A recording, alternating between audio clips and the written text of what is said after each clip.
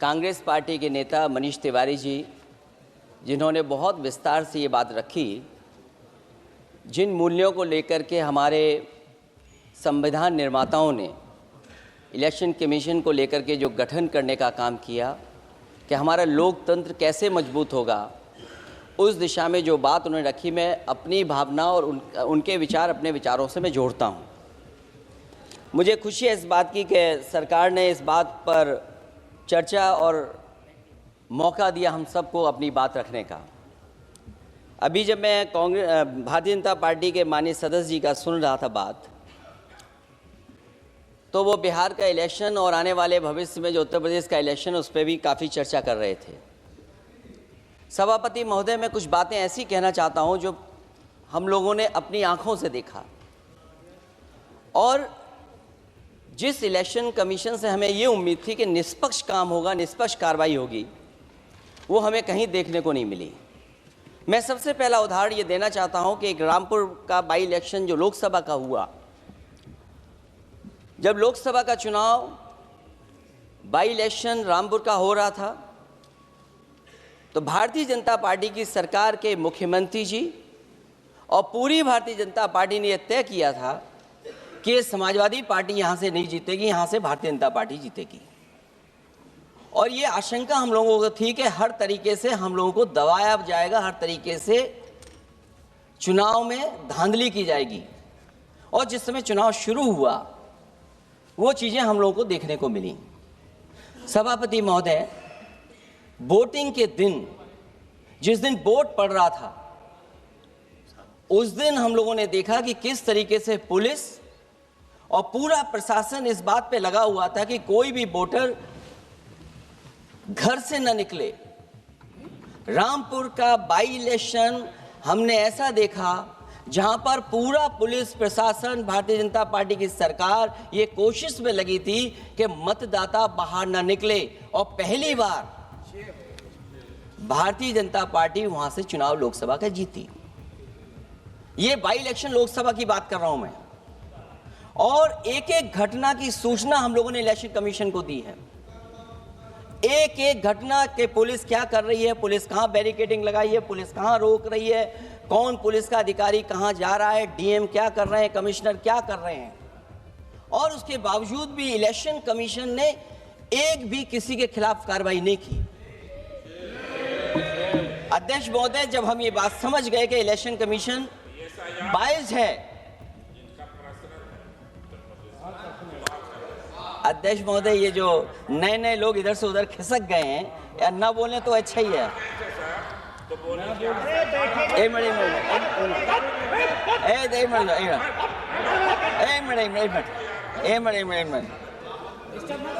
अध्यक्ष महोदय, पर अध्यक्ष महोदय, मेरा ये आग्रह है, ये अध्यक्ष महोदय ये कुछ जानते नहीं है। अध्यक्ष महोदय, माननीय सदस्य कुछ जानते नहीं है, ये ना पढ़े लिखे हैं ना कुछ जानकारी रखते हैं। ये मैं ये कह रहा हूँ, मैं ये बात इसलिए कह रहा हूँ, ये अनपढ़ इसलिए हैं। अध्यक्ष महोदय, मैं ये बात इसलिए कह रहा हूँ कि जो जो घटनाएं मैं बता रहा हूँ, मैंने एक एक घटना इलेक्शन कमीशन को टैग किया है, एक एक वीडियो इलेक्शन कमीशन को दिया है, एक एक पत्र लिखा है इलेक्शन कमीशन को। अगर एक भी कार्रवाई की हो तो मुझे बता दें, अगर ये जानते हो। और दूसरा, मैं अध्यक्ष महोदय, मैं दूसरा बताना चाहता हूं आपको। अध्यक्ष महोदय, चुनाव जीते जाते हैं, हारे जाते हैं। कभी कोई चुनाव जीतता है, कभी कोई चुनाव जीतता है। एक समय था जब हम लोग कांग्रेस पार्टी से लड़ते थे, और एक समय आ गया कि जब हम आपसे लड़ रहे हैं चुनाव। कभी ये जीतते हैं, कभी वो जीतते हैं, कभी मैं जीतता हूं। एक समय था अध्यक्ष महोदय, मैं 5 लोकसभा का सांसद था यहाँ। इस बार हम लोग भारतीय जनता पार्टी को दूसरे नंबर करके सबसे 1 नंबर पे समाजवादी पार्टी आई।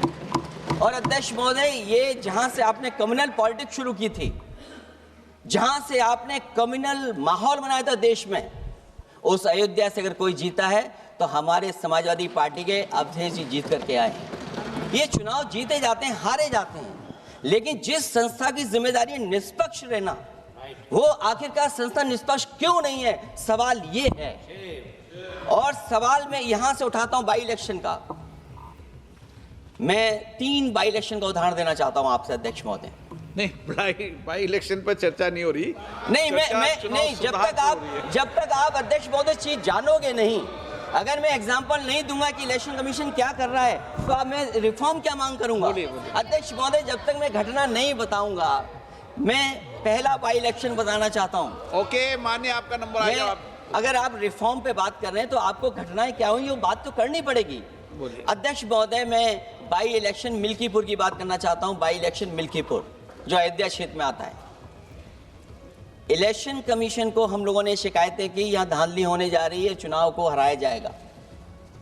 वहाँ की सरकार ने मिलकर के किस अधिकारी को पोस्ट करना है, किसको प्रिसाइडिंग ऑफिसर बनाना है, और हम लोगों ने रंगे हाथ पकड़ा लोगों को। एक व्यक्ति को पकड़ा, वो 6 वोट के डाल के आ रहे थे। एक व्यक्ति को पकड़ा जो दूसरी विधानसभा से थे। एक मंत्री जी भाग गए जो हजारों लोगों को लेकर के उस विधानसभा में आए हुए थे। तो ये बातें मैं इसलिए बता रहा हूँ कि अगर हमें रिफॉर्म करना है तो रिफॉर्म तभी संभव है जब हमारा इलेक्शन कमीशन निष्पक्ष होगा। इसलिए अध्यक्ष महोदय, मैं कांग्रेस पार्टी के सुझाव से सहमत हूं कि पहला सुझाव उन्होंने दिया है, और हम समाजवादी पार्टी के लोग भी ये मानते हैं कि जो इलेक्शन कमीशन के अपॉइंटमेंट का जो तरीका है वो तरीका बदला जाए। वो कम से कम ऐसा हो, पारदर्शी हो, निष्पक्ष हो, दिखे कि हमारी भी कुछ भागीदारी है। क्योंकि जो व्यवस्था पहले थी उस व्यवस्था को अगर बदलने का काम किसी ने किया तो भारतीय जनता पार्टी ने किया है। इस व्यवस्था को बदलने का जो सुझाव कांग्रेस पार्टी की तरफ से है उस सुझाव से हम सहमत हैं। दूसरा सुझाव जो कांग्रेस पार्टी ने दिया है, थोड़े दिनों बाद सुधार आया है कांग्रेस में, इसके लिए हम उनको धन्यवाद और बधाई देते हैं। उन्होंने कहा, और अध्यक्ष महोदय मेरा भी सुझाव है कि इलेक्शन बैलेट पेपर से होना चाहिए, और इसलिए होना चाहिए कि बहुत प्रश्न लग रहे हैं, बहुत उंगली उठ रही है। इलेक्ट्रॉनिक चीज़ों पे बहुत सवाल खड़े हो रहे हैं, और केवल भारत के अंदर लोकतंत्र में नहीं, दुनिया के लोकतंत्र में। और ये जो लोग कुछ कह रहे हैं इलेक्ट्रॉनिक की बात और टेक्नोलॉजी की बात कर रहे हैं, मैं उनसे कहना चाहता हूं कि भारत और जर्मनी की तुलना कर लें, भारत और अमेरिका की तुलना कर लें, भारत की और जापान की तुलना कर लें, हम कहाँ खड़े हैं। अगर वो संपन्न देश जो टेक्नोलॉजी में हमसे कई गुना आगे हैं, अगर वो स्वीकार नहीं कर रहे ईवीएम, तो आखिरकार हम ईवीएम को क्यों स्वीकार कर रहे हैं? अगर उन देशों में लोकतंत्र है और बैलेट से वोट पड़ रहा है तो यहाँ पर भी बैलेट से वोट पड़ना चाहिए। और जो मेरी जानकारी जहाँ तक पहुँचती और जानकारी है मुझे, वो जानकारी ये कहती है कि जर्मनी में अगर आप ईवीएम से वोट डालेंगे तो वो अनकॉन्स्टिट्यूशनल माना जाएगा। सोचो, जर्मनी जैसा देश बैलेट पेपर से वोट डलवा रहा है, तो आखिर भारत जैसा देश हम बैलेट पे क्यों नहीं जा रहे हैं? जो रिफॉर्म की बात आई है, सबसे पहला सवाल यही है कि रिफॉर्म का मतलब क्या होता है।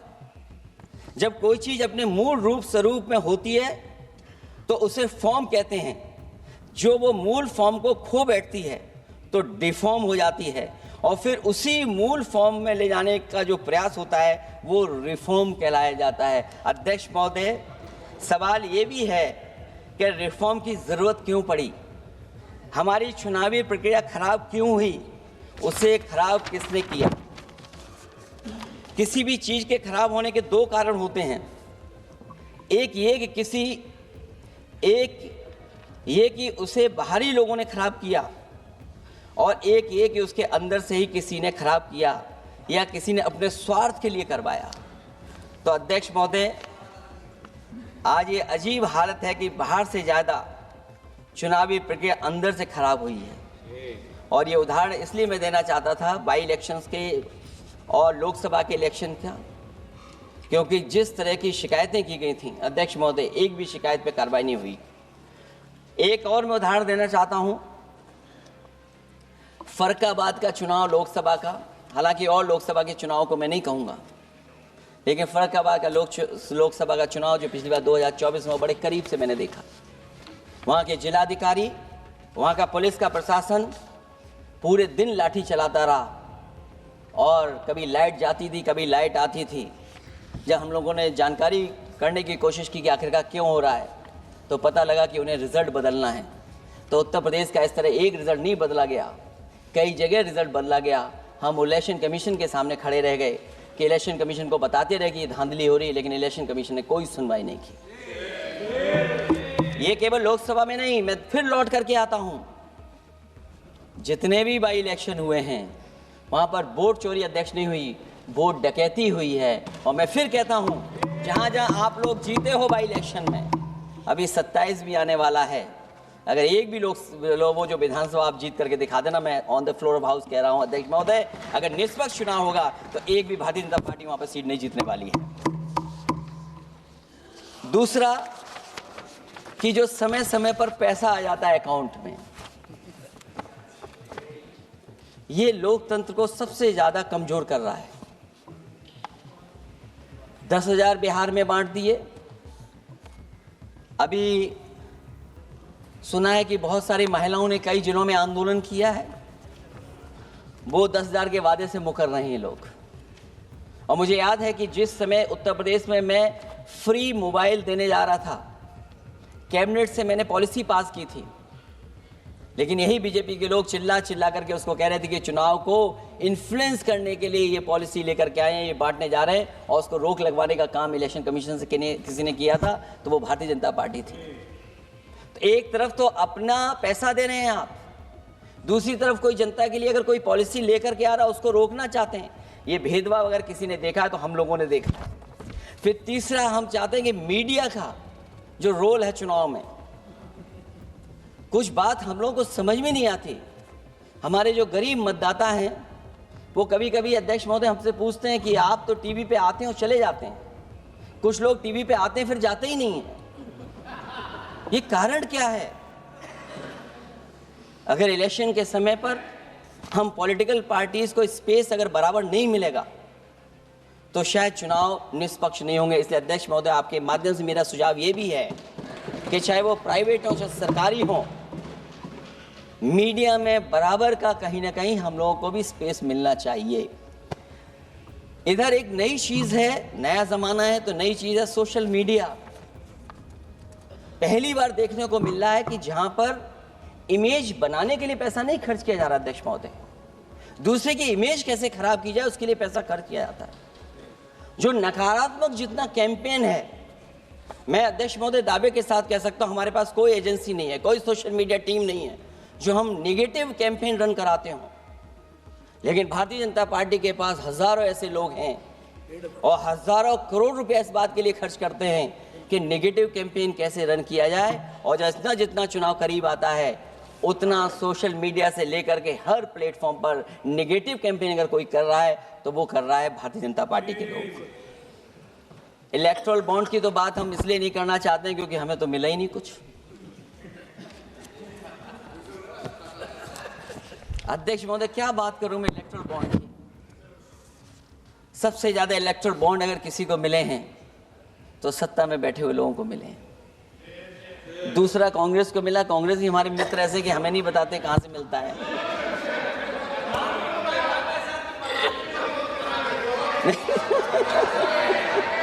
अध्यक्ष महोदय, सबसे ज्यादा चुनावी खर्चा इनके पास, दूसरा खर्चा इनके पास, हम लोगों का भी तो कोई ख्याल रखे अध्यक्ष महोदय, वो आप बता देना। तो ये जो इलेक्ट्रॉन बॉन्ड वाला जो खेल है अध्यक्ष महोदय, ये तो दिखाई देने वाला खेल है। उसमें सोचिए कहां हम लोग टिकेंगे, कहां रीजनल पार्टीज टिकेंगी। इसलिए अगर ये तरीका चुनाव होगा, खर्चा कैसे कम हो, इस पे भी इलेक्शन कमीशन को सोचना चाहिए कि ये खर्चा कैसे कम किया जाए। जहां तक एसआईआर की बात है, जो एसआईआर यूपी में चल रही है, अभी तक 10 लोगों की जान जा चुकी है। बीएलओ जो गांव-गांव जाने की और गली गली जाने के लिए जिनको काम मिला है, उसमें लगभग 10 लोगों की जान जा चुकी है। 9 लोगों की हमारे पास सूची है। मुरादाबाद में बीएलओ सर्वेश सिंह ने फांसी लगा ली, उन पर काम का बोझ था। 29 नवंबर में बिजनौर में बीएलओ शोभा रानी को हार्ट अटैक हो गया। 29 नवंबर देवरिया लेखपाल आशीष कुमार ड्यूटी के दौरान तबीयत बिगड़ी और उनके बाद मृत्यु हो गई। फतेहपुर में लेखपाल सुधीर कुमार ने शादी के एक दिन पहले फांसी लगा ली। और इस परिवार से तो मैं खुद मिला था जाकर के। अध्यक्ष महोदय, जब परिवार के लोगों से बातचीत हुई तो उन्हें ये बताया उन्होंने कि इतना काम का बोझ था उनके ऊपर, अधिकारी इतना दबाव बना रहे थे कि वो क्या करते। और जो इलेक्शन कमीशन ने अध्यक्ष महोदय कहा कि हम ट्रेनिंग देंगे बीएलओ को, मैं ये दावा कर सकता हूँ कि उत्तर प्रदेश के बहुत कम बीएलओ को ट्रेनिंग मिली होगी। और यहाँ मैं कह सकता हूँ कि एक भी बीएलओ को ट्रेनिंग नहीं दी गई जो देनी चाहिए थी। और जो बीएलओ लगाए गए हैं उनका पूरा परिवार लगा हुआ है कि कैसे भी अपने बीएलओ जो परिवार के सदस्य हैं उनकी मदद पहुँचाएँ। महिला है वो फॉर्म नहीं भर सकती, कई बार उसके परिवार के सदस्य लगे हुए हैं कि कैसे फॉर्म भरवाएं हम उनका। तो 9 लोगों की जान गई है। हमने अपनी पार्टी की तरफ से तो 2 लाख रुपए की मदद की है। हमारी मांग होगी कि चुनाव आयोग और इस लोकतंत्र को मजबूत करने के लिए जो मदद होनी चाहिए 1 करोड़, और उनको सरकारी नौकरी मिलनी चाहिए। धांधली कैसे होती है, चुनाव होने से पहले ही वोट कट जाते हैं। हमारे राजीव राय जी बैठे होंगे माननीय सदस्य, वो किताब लाए हैं कि नहीं लाए हैं? चुनाव घोषित नहीं हुआ वहां पर, लेकिन सरकार के लोगों ने मिलकर के वोट पहले ही काट दिया। अध्यक्ष महोदय, वहीं से दिखा दो, ये लिस्ट है। अगर एक भी इसमें गलत हो तो बता दीजिए, एक भी गलत हो अध्यक्ष महोदय। चुनाव हुआ नहीं उससे पहले इलेक्शन कमीशन ने वोट काट दिए। और कितने वोट काटे हैं? 15,000 वोट काटे हैं। और 2027 के 22 के चुनाव में मैंने आरोप लगाया था कि इलेक्शन कमीशन ने जानबूझ करके और सरकार के लोगों ने मिल करके उत्तर प्रदेश में हर विधानसभा में वोट काटे थे और चिन्हित कर करके वोट काटे थे। और ये चिन्हित किया था कि ये समाजवादी पार्टी का वोट कौन है जिसको काटा जाए, और हजारों की संख्या में वोट काटे थे। और जब इलेक्शन कमीशन से हम लोगों ने शिकायत की तो उन्होंने एफिडेविट मांगे थे। मैंने हजारों लोगों के एफिडेविट दिए थे अध्यक्ष महोदय, और ये कहा था कि ये जिंदा थे। 17 में वोट डाला उन्होंने और 22 में जाकर के उनका वोट कट गया है। लेकिन किसी भी अधिकारी के ऊपर अभी तक इलेक्शन कमीशन ने कोई कार्रवाई नहीं की। इसलिए सुधार की ये प्रक्रिया चुनाव आयोग से ही शुरू होनी चाहिए। चुनाव आयोग को निम्नलिखित बातों का सुधार करना ही होगा अध्यक्ष महोदय।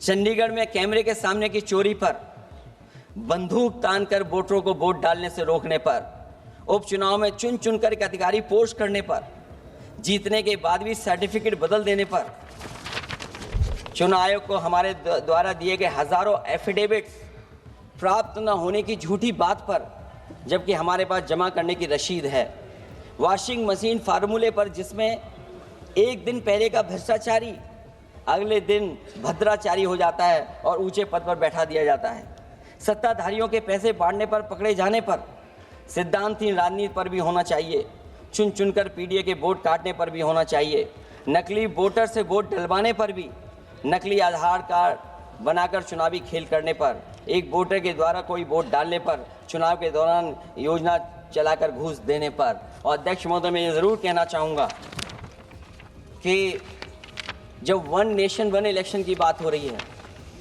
और अभी सत्ता पक्ष के माननीय सदस्य ने कहा कि वो एक वोटर लिस्ट भी करा देंगे, ये बात मैं कह दूं अध्यक्ष महोदय, उन्होंने ये कहा कि 1 नेशन 1 इलेक्शन तो होगा ही होगा, लेकिन एक वोटर लिस्ट भी एक होगी। हमें उम्मीद है कि वोटर लिस्ट एक होगी और वोटर कार्ड ऐसा बने। अभी तक तो हम आधार कार्ड के लिए मांग करते थे। देश के प्रधानमंत्री जी कहते हैं कि हम तो कई समस्याओं का समाधान कर चुके हैं, सेल्फ एफिडेविट, सेल्फ अटेस्टेड अगर आप दे देंगे डेट ऑफ बर्थ तो हम स्वीकार कर लेंगे। लेकिन अब सुनने में आ रहा है यूपी में आधार ही को स्वीकार मान ही नहीं रहे हैं उसको। आधार जैसा कार्ड जिसमें सब कुछ डॉक्यूमेंटेड है, आपके फिंगर्स हैं, आपकी आई है, आपका पूरा डिटेल है, उसके बाद भी आप आधार को नहीं मान रहे। इसका मतलब ये एसआईआर नहीं है, ये अंदर ही अंदर एनआरसी वाला काम कर रहे हैं। क्योंकि हमने उत्तर प्रदेश में सुना है कि वहाँ के मुख्यमंत्री जी कह रहे हैं कि हम डिटेंशन सेंटर बना रहे हैं। भाई एसआईआर में जिसका नाम नहीं उसके लिए डिटेंशन सेंटर की जरूरत है। इसका मतलब अध्यक्ष महोदय, जो काम ये खुल के नहीं कर सकते थे एनआरसी, वो काम ये एसआईआर के बहाने कर रहे हैं। तभी ये कभी कभी कहते हैं घुसपैठियाँ हैं और डिटेंशन सेंटर बन रहे हैं।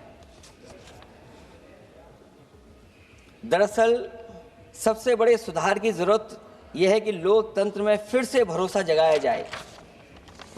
ईवीएम को हटाकर बैलेट से चुनाव कराए जाएं। चुनावी धांधली होने पर तय समय सीमा में कार्रवाई हो। विपक्षी अनदेखी न की जाए। विपक्षी शिकायतों पर पक्षपात न हो। चुनाव आयोग निर्भीक हो। चुनाव आयोग सरकार के इशारे पे काम न करे। चुनाव आयोग निर्भीक हो। चुनाव आयोग एक विचारधारा के लोगों का गुट बनकर न रह जाए। चुनाव आयोग ईमान की लगाम कभी न छोड़े। चुनाव आयोग ये ऐतिहासिक जिम्मेदारी समझे कि उसकी आज की गलती देश के भविष्य की सदियों के लिए बर्बाद कर सकती है। सबसे बड़ा सुधार यही है कि चुनाव आयोग अंतरात्मा की आवाज़ सुने और सच्चे देश प्रेम को दिखाते हुए खुदगर्जी की सियासत करने वालों के हाथ की कठपुतली न बने। हमें उम्मीद है कि कुछ लोगों की वजह से चुनाव आयोग की जो छवि खराब हुई है वो अब और नहीं होगी। इलेक्शन रिफॉर्म तब तक निरर्थक है जब तक इलेक्शन कमीशन में रिफॉर्म नहीं होगा। इसीलिए जो सुझाव विपक्षी तरफ से आ रहा है कि इलेक्शन कमीशन का गठन में जो पहले व्यवस्था थी वो पुनः लागू हो, उसी के बाद इलेक्शन कमीशन में सुधार संभव है। जितना इलेक्शन कमीशन मजबूत होगा उतना ही हमारा लोकतंत्र मजबूत होगा। जितना हम संविधान से खिलवाड़ करेंगे उतना ही हम समझेंगे कि आप लोकतंत्र से खिलवाड़ कर रहे हैं। इन्हीं शब्दों के साथ अध्यक्ष महोदय मैं आपका विशेष धन्यवाद देता हूं और मैं उम्मीद करता हूं कि इलेक्शन कमीशन भविष्य में फेयर काम करेगा। श्री कल्याण बनर्जी, आज कल्याण बनर्जी सूटेड में है, टाई आई भी लगा रखे हुए। Thank you, the honorable speaker, sir. And I am obliged. Suited और टाई के हिसाब से बोलोगे ना आप। I am obliged that you are holding the chair. Sir, after the commencement of the SIR, Special Intensive Revision, huge work pressure, inhuman work pressures were given to the BLO. As a result thereof,